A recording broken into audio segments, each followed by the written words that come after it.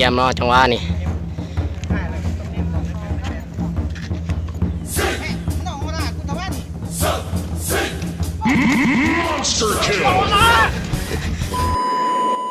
เจ้าสบายดีเนาะมื้อนี้มาพบกับเทปโทนคือเก่าเลยเนาะ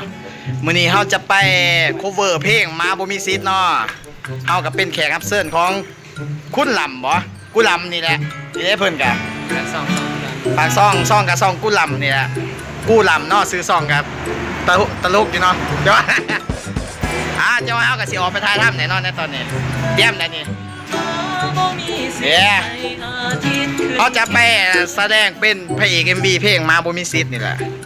อย่าพูดว่าจักตลกหรือบ่เฮาก็ยังบ่ฮู้ไปเบิ่งตัวจริงกันเลยล่ะตอนนี้เฮาก็ได้มาฮอดจุดสถานที่หนึ่งเนี่ยก็คือนี่แหละกำลังอ่านบทอ่านหยังอีกแหละจังว่าเฮาสิไปแสดงต่อเนี่ยตอนนี้ก็ยังขาดนางเอกมาเนาะมาเบิ่งฟังแท้ไปสินี่กำลังกาเกียมนางเอก MV เนาะจะเข้าใจเนื้อเรื่องว่างามได้นางเอก MV ว้าวนี่เจ๊เด้บัดนี้เลิกมากอีหลีเลยนี่งามบัดนี้ให้ผมมีแฟนฮะโอ้ MV มีแต่ว่าสาวอกหักมีกินรถซ้ำบอกอกหักใครมีแต่ทางโน้นตัวนี้นี่แหละพระเอกความรู้สึกในมื้อนี้เป็นจังได๋มีความรู้สึกเจอเขาเชิญมาได้แบบว่านางเอกก็งามเนาะถ้าว่าอะไรเป็นแฟนอยู่ใช่ไหมนี่เนาะถ่ายรูปให้นางเอก MV เนาะพระเอกอยากได้รูปนำเนี่ยก็ใส่โทรศัพท์ Samsung ในการถ่ายว่าสิมันเหมือนน้ำแดดแน่จังหน่อยเฮ้ครับส่วนประกอบคือกันเลยนี่ส่วนประกอบต้องประกอบ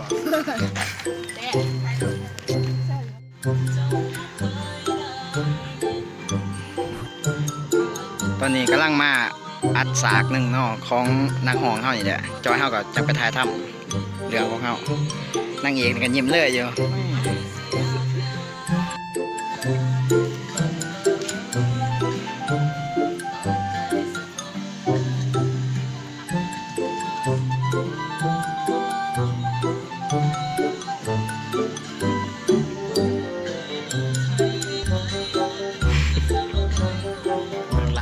ตอนนี้ก็หายน้ำเพลงเนาะ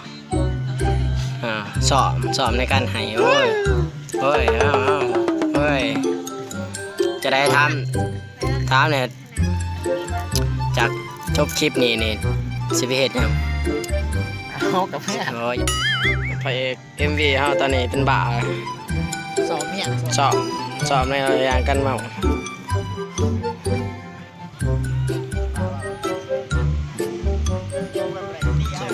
ทำนี่เป็นตะกล่องของเรา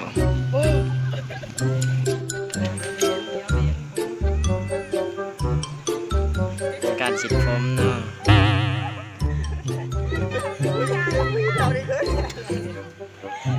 มีสิทธิ์ให้แย่เทมทนเมนเกินต่อยมาเป็นเนาะจะได้กับฝากกดไลค์กดแชร์กดติดตามหักคลิปบุทัดจบดอกว่าเพื่อนแหละนี่ก็อยากตามกดเพื่อนนี่เขาไปไก่เพื่อนแหละเพื่อนบอกให้เขาไปไก่เนาะ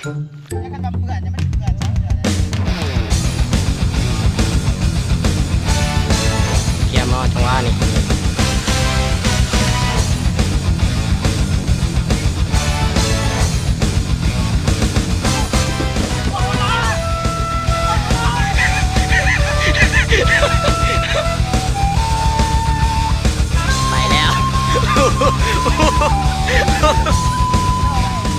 สปาเป็นจะไงพวกแกซ้อมหมดเลยมึงได้น้ำหนักเขาละลดทุน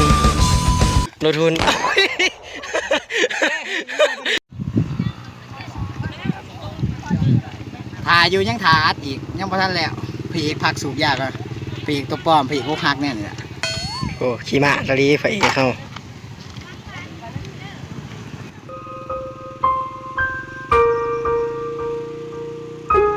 เล่นบ่เผาไม่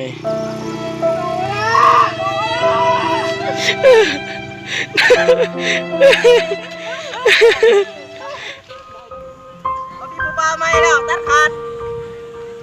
ลืมบ่ได้ สิมาลืมบ่ได้แดกเรากัน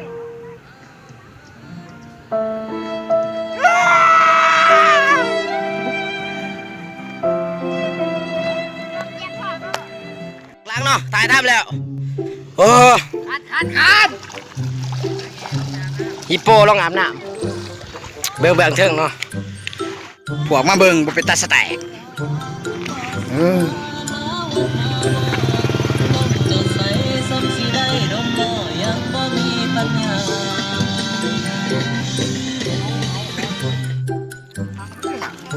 เอาไม่หยอกสาวๆหรอกบูจ้ากันสามวันอยู่บ้านได้สาวๆไม่ใช่หรอปิดห้องมา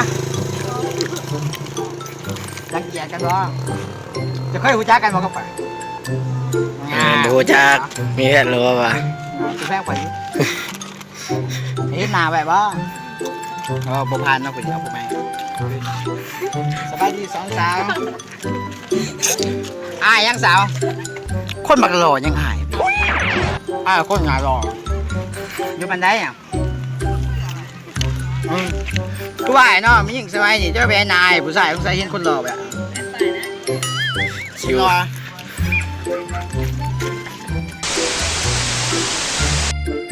เอาคลิปของเรากันจบเพียงเท่านี้แล้วอัดคลิปมื้อนี้นี่แหละภาพเบื้องหลังนี่แหละผู้ใดอีก2มื้อเนาะจะได้เห็นคลิปเพลงตัวว่ามาบ่มีซีดเฮาอัดในมื้อนี้ก็จบเพียงเท่านี้แหละ